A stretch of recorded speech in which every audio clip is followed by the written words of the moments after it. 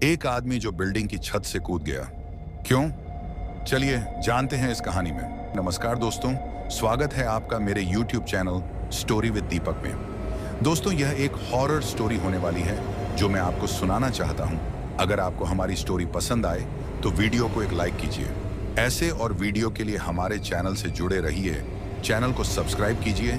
तो स्टोरी शुरू करते हैं। ये कहानी शुरू होती है मुंबई की एक चमचमाती ऊंची बिल्डिंग से, जहां रात के सन्नाटे में सिर्फ हवा की साएं और दूर कहीं कुत्तों के भौंकने की आवाज सुनाई देती थी। इस बिल्डिंग का नाम था सिल्वर टावर, जो बाहर से जितनी शानदार दिखती थी, अंदर से उतनी ही रहस्यमयी थी। कुछ लोग कहते थे कि इस बिल्डिंग में कुछ तो गलत है। रात में यहां अजीब अजीब सी आवाजें आती थी, जैसे कोई फुसफुसा रहा हो या कोई धीमे धीमे रो रहा हो। लेकिन कोई भी इन बातों को गंभीरता से नहीं लेता था, जब तक कि राहुल की जिंदगी में वो भयानक रात नहीं आई। राहुल एक साधारण सा दिखने वाला मेहनती इंसान था, जो बेंगलुरु से मुंबई शिफ्ट हुआ है। उसने अपना कामकाज भी सब मुंबई से ही करना चालू किया। वह एक इन्वेस्टमेंट एजेंट था, लोगों के पैसे लेकर प्रॉपर्टी में इन्वेस्ट करना। कुछ साल बाद जैसे ही प्रॉपर्टी का भाव बढ़ जाता था, उन्हें बेचकर लोगों को दिए हुए पैसों का डबल वापस करता था। वह यह सिल्वर टावर बिल्डिंग से ही करता था। पहले यह काम बेंगलुरु में करता था और अब मुंबई आया था राहुल के पहले। यहाँ पर कोई और था राहुल के पहले, जो यहाँ पर था। उसने इस बिल्डिंग की छत पर से कूद के सुसाइड कर लिया। अब क्यों कर लिया था, वह आज तक किसी को नहीं पता चला। राहुल की भी जिंदगी काफी अच्छी चल रही थी। वह अपने काम से खुश भी था, लेकिन इसके बाद जो राहुल के साथ होने वाला था, वह इस बात का अंदाजा भी नहीं लगा सकता था। दरअसल इस बिल्डिंग और इस काम के पीछे एक श्राप था, जिसके पीछे भी यह श्राप लगता था। वह आदमी इस बिल्डिंग की छत से कूदकर सुसाइड कर लेता। राहुल के पीछे भी यह श्राप पड़ गया था। अब श्राप क्या था, आगे कहानी में जानते हैं। एक रात जब राहुल अपने ऑफिस में देर तक काम कर रहा था, बिल्डिंग में सन्नाटा पसरा हुआ था। अचानक हवा में एक ठंडी सिहरन दौड़ गई, जैसे कोई अदृश्य साया कमरे में दाखिल हुआ हो। राहुल ने अपने कागजात नीचे रखे और चारों तरफ देखा, लेकिन कोई नहीं था। तभी कहीं से एक फीकी कर्कश आवाज गूंजी, साहब मेरे पैसे वापस कर दो। राहुल का दिल जोर जोर से धड़कने लगा। उसने सोचा शायद उसका वहम है, लेकिन आवाज फिर आई, इस बार और करीब और भयानक, मेरे पैसे, मैं गरीब हूं, प्लीज। राहुल ने डरते हुए ऑफिस की हर कोने को टटोला, लेकिन वहां कोई नहीं था। अचानक उसके पीछे से एक ठंडा स्पर्श हुआ, जैसे किसी ने उसका कंधा पकड़ा हो। उसने पलटकर देखा तो वहां एक धुंधली सी छाया खड़ी थी, जिसके चेहरे पर सिर्फ दो चमकती आंखें दिख रही थीं। कौन हो तुम? कौन से पैसे? राहुल चीखा, लेकिन जवाब में सिर्फ एक भयानक हंसी गूंजी। तभी वह छाया एक भारी चीज उठाकर राहुल की ओर बढ़ी। राहुल ने डर से अपने हाथ आगे किए और अचानक उसकी आंख खुली। वह अपनी ऑफिस की टेबल पर सिर झुकाए सोया हुआ था। पसीने से तरबतर उसका शरीर कांप रहा था। क्या यह सिर्फ सपना था? लेकिन कमरे में अभी भी वो ठंडी हवा और हल्की सी फुसफुसाहट महसूस हो रही थी। उस रात के बाद राहुल को हर रोज ऐसे ही डरावने दृश्य दिखने लगे। कभी वह ऑफिस में अकेला होता तो उसे लगता कि कोई उसके पीछे खड़ा है। उसकी सांसों की आवाज सुनाई देती। कभी आधी रात को उसकी नींद टूटती और उसे एक छाया बिल्डिंग की छत पर खड़ी दिखती, जो धीरे धीरे कूदने की ओर बढ़ती और फिर गायब हो जाती। एक रात जब वह घर लौट रहा था तो सड़क पर अचानक एक आदमी उसके सामने आया, जिसका चेहरा पीला और आंखें काली थीं। वह गिड़गिड़ाने लगा, साहब मेरे पैसे, मेरे बच्चों का भविष्य। राहुल ने डर से चीखते हुए अपनी आंखें बंद की और जब खोली तो वहां कोई नहीं था। ये दृश्य अब उसकी सेहत और काम को खोखला करने लगे थे। वह हर समय डरा हुआ रहता, हर छोटी आवाज से चौंक जाता। आखिरकार हिम्मत जुटाकर वह बिल्डिंग के वॉचमैन के पास जाता है, उससे सारी बातें बताता है। वॉचमैन कहता है, साहब मैं तो यहाँ ज्वाइन होके ज्यादा टाइम नहीं हुआ, मुझे इतना तो पता नहीं, लेकिन मेरे से पहले यहाँ जो वॉचमैन था, उसने मुझे ऐसी एक घटना के बारे में बताया था कि छत पर से कोई कूद गया था। और उसे पहले वाले वॉचमैन ने मुझे यह भी बताया था, आपसे पहले जो यहाँ पर इन्वेस्टर था, उसके साथ भी ऐसा ही कुछ हो रहा था जो आपके साथ अभी हो रहा है। ये सब परेशानी की वजह से ही वह भी इस छत पर से शायद कूद गया था। तो राहुल से बोलता है कि अभी इसके बारे में मुझे कौन बताएगा। वॉचमैन कहता है, आपसे पहले जो आदमी था उसके साथ एक और आदमी था, वह दो पार्टनर से एक तो छत पर से कूद गया, लेकिन एक जिसका एक्सीडेंट हो गया था अभी वह चल फिर नहीं सकता, वह अपने घर पर ही है। मैंने ऐसा सुना है। तभी राहुल को भी याद आता है कि ऐसा कोई पार्टनर और एक था। इसमें ऑफिस में कई सारी फाइलें खोजने के बाद फाइनली राहुल को उसे पार्टनर का एड्रेस मिल जाता है। राहुल उस पुराने पार्टनर जिसका नाम विक्रम था के घर पहुंचता है। विक्रम की हालत देखकर राहुल को और भी डर लगता है। विक्रम व्हील चेयर पर बैठा था, उसका चेहरा थका हुआ और आंखों में उदासी भरी थी। राहुल उससे अपनी परेशानी बताता है।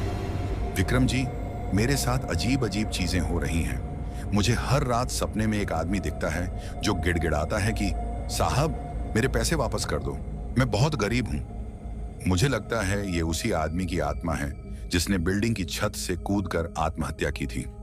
कृपया मुझे बताएं ये सब क्यों हो रहा है और मैं इससे कैसे छुटकारा पाऊं। विक्रम गहरी सांस लेता है और धीमी आवाज में कहना शुरू करता है। राहुल, ये कहानी मेरे और मेरे पार्टनर रमेश की है। हम दोनों ने मिलकर ये इन्वेस्टमेंट का काम शुरू किया था। शुरुआत में सब ठीक था, लेकिन रमेश बहुत लालची था। उसने कई गरीब लोगों से पैसे लिए, बड़े बड़े वादे किए, लेकिन प्रॉपर्टी के नाम पर उनके पैसे हड़प लिए। उनमें से एक आदमी जिसका नाम था गोपाल बार बार रमेश के सामने गिड़गिड़ाता था।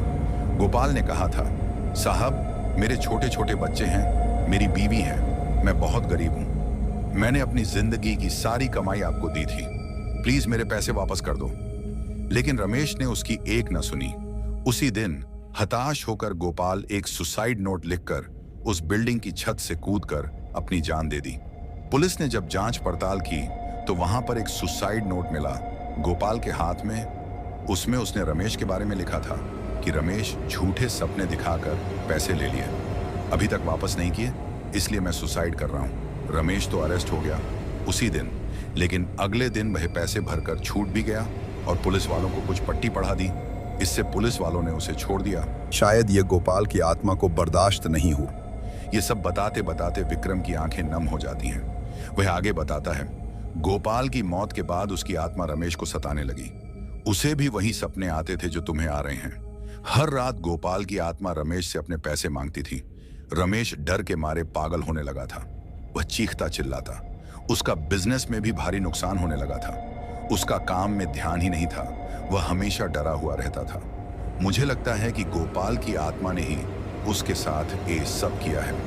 किसी को नहीं पता कि रमेश ने आत्महत्या क्यों की, सिर्फ मुझे पता था।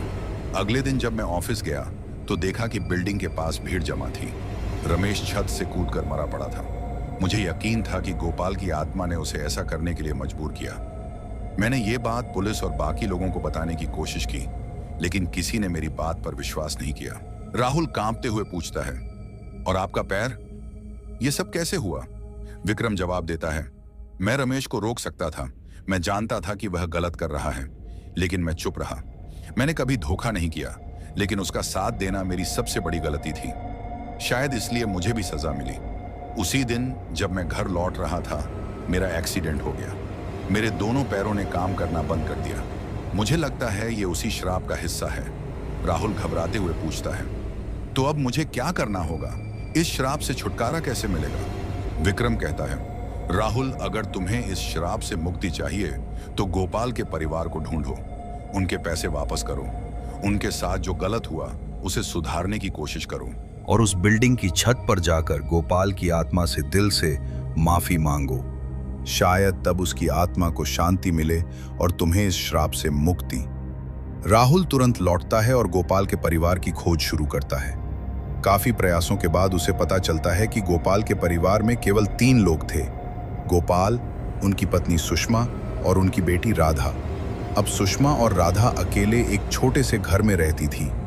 गोपाल की मृत्यु के बाद उनका परिवार पूरी तरह बिखर चुका था और उनकी जिंदगी बहुत मुश्किल हो गई थी। सुषमा राहुल को बताती है कि गोपाल ने जब इस काम में पैसे लगाए थे तब वे बहुत खुश थे।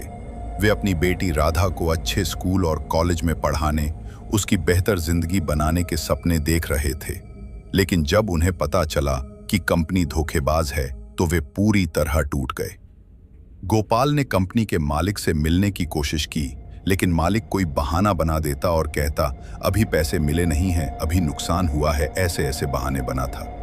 इस तरह के जवाबों ने उनकी उम्मीदों को तोड़ दिया। इसी वजह से गांव और रिश्तेदारों में उनकी काफी बेइज्जती होने लगी कि ऐसे फ्रॉड में फंस गए। एक दिन उन्होंने तंग आकर और घर की गरीबी और अपनी बेइज्जती को देखकर उसी बिल्डिंग से कूद गए। हमें भी जब पता चला तो हम भी पूरी तरह से टूट गए। राहुल को यह सब सुनकर गहरा दुख होता है। वो सुषमा और राधा की मदद करने का फैसला करता है। उसने अपनी कमाई का बड़ा हिस्सा उन्हें दे दिया और सुषमा व राधा से माफी मांगते हुए वादा किया कि वो अब इस धोखेबाजी के धंधे को हमेशा के लिए छोड़ देगा। उस रात राहुल उस बिल्डिंग की छत पर जाता है। वहां खड़े होकर वो गोपाल की आत्मा से दिल से माफी मांगता है।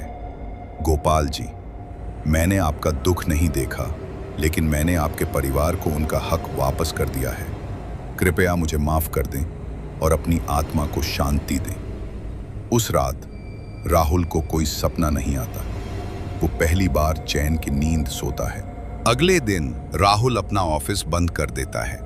वो एक नया काम शुरू करता है जिसमें वो गरीब लोगों की मदद करता है और उन्हें उनके हक दिलाने में सहायता करता है। गोपाल की आत्मा को शांति मिलती है और राहुल की जिंदगी में भी सुख और शांति वापस आ जाती है। दोस्तों, ये थी राहुल की कहानी। अगर आपको ये स्टोरी पसंद आई तो अपने दोस्तों के साथ शेयर करें और हमारे चैनल को सब्सक्राइब करें और वीडियो को लाइक कीजिए। लाइक करना इग्नोर ना कीजिए, क्योंकि आपके एक लाइक से हमें और भी वीडियो आपके सामने प्रेजेंट करने की मोटिवेशन मिलती है। तो लाइक करना न भूलें। मैं मिलता हूं आपसे ऐसी एक और डरावनी स्टोरी में।